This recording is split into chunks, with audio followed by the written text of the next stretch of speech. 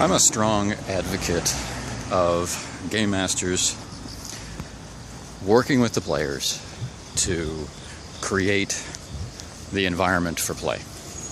Meaning, if you're playing in a game which has a lot of character options, say something in the world of darkness or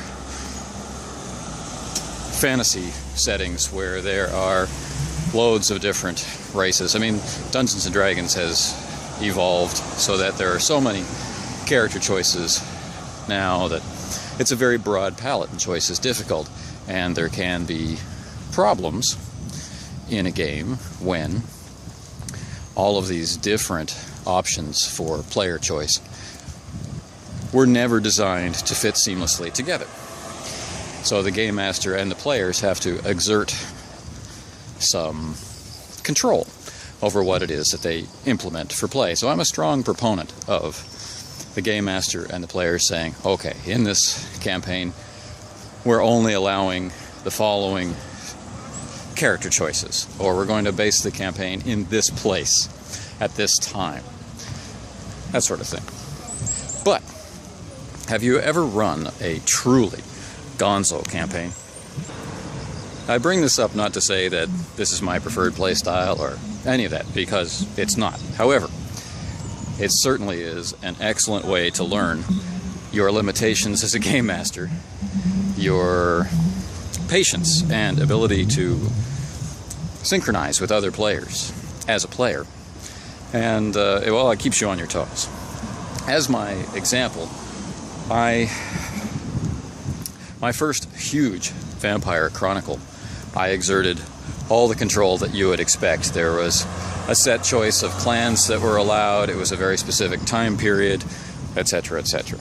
And so the players were able to create characters of a great deal of variety, but they were all coming from a few restricted vampire clans or werewolf tribes, and on and on.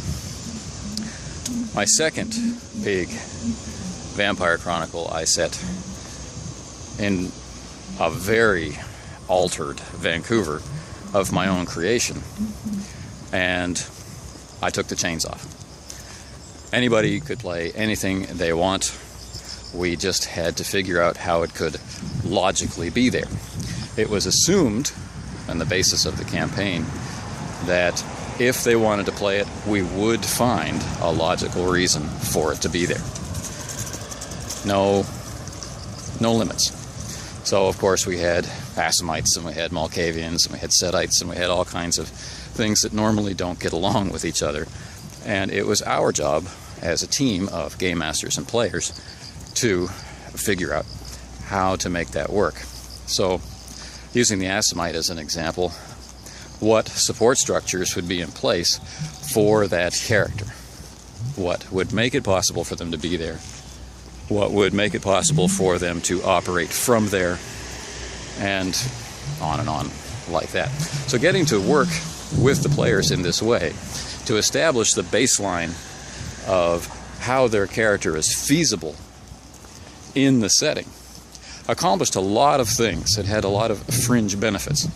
Not only was everybody actively engaged, and we getting to engage in this cooperative design, which is so pleasant, but more than that, no info dumps were necessary to any great degree, because the players had a hand in designing how it was that they were in that place in the first place. It's not like, okay, go off and create a Tremere, or go off and create a Paladin of the Holy Order of Silver Twilight, and then the Game Master has to tell you all about them. This is what your character knows. No. You as the player proposed ideas about what would or would not be there, and this was bounced off the Game Master, and together you came up with something reasonable. And this isn't rocket science, but if you commit yourself to a long-term campaign with no restrictions on character concept for the whole purpose of exploring truly cooperative gameplay, so that the players learn how to do it, so that you learn how to do it, and so that you have to deal with the consequences of this broad palette of character ability, character interest, and character motivation, then you will have really learned something by the end of that year, because there's a reason why we put limits on these things.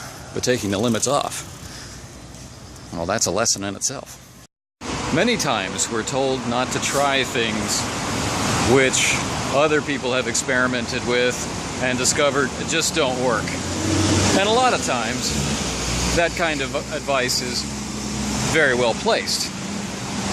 But we're not talking about doing drugs or jumping off a 5-story building.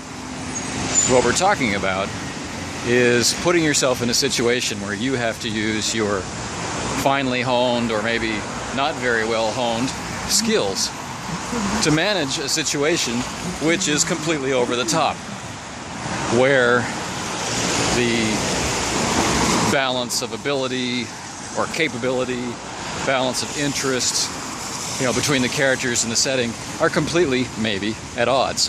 This is a role-playing game after all, and we're talking about, can you or can't you manage a crazy situation? So, if you've never tried it, my advice would be, take the limiters off. Allow for the kind of campaign that many of us grew up with as kids, where character types and situations that should never work together are just thrown together in some nonsensical way. But use your modern skills to meld it into something which can make sense, does make sense, and run with it for as long as you can, so that other games are easy. Sometimes we hear about people who feel that they can't run a game because there are too many players, or because the background history is too complicated, or whatever element challenges them to the point where they become hesitant about their ability to handle that situation. Well, like any other skill, if you keep backing away from the stuff that scares you or challenges you or you think you can't handle, you will never get to the point where you can handle it. Right? There's a whole philosophy about jumping into the deep end. Well, this is a part of it. Working on improv skills, working on your organizational skills, working on your memory, working on your sensitivity to context, subtext in a story, is all made much more explicit when you're in the middle of a story which never should have existed in the first place.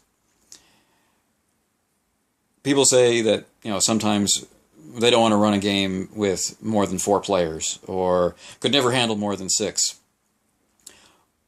I was involved in a 1.5 year long Vampire the Dark Ages Chronicle, no clan limits, 4 game masters.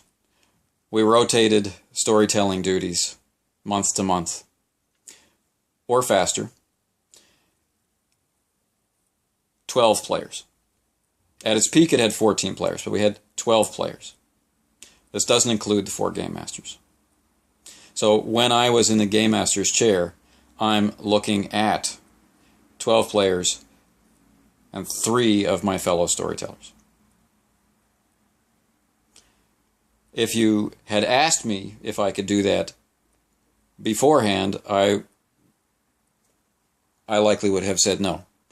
But circumstances created that environment, and that situation of making that possible taught me an awful lot about how I run games, what I bring to the table as a game master. And I learned an awful lot about my fellow game masters and my fellow players and the way that they were able to turn what should have been a screaming mess into a truly incredible and memorable game. So if I could handle that ridiculous situation, it's possible that you can handle the ridiculous situation that's staring at you.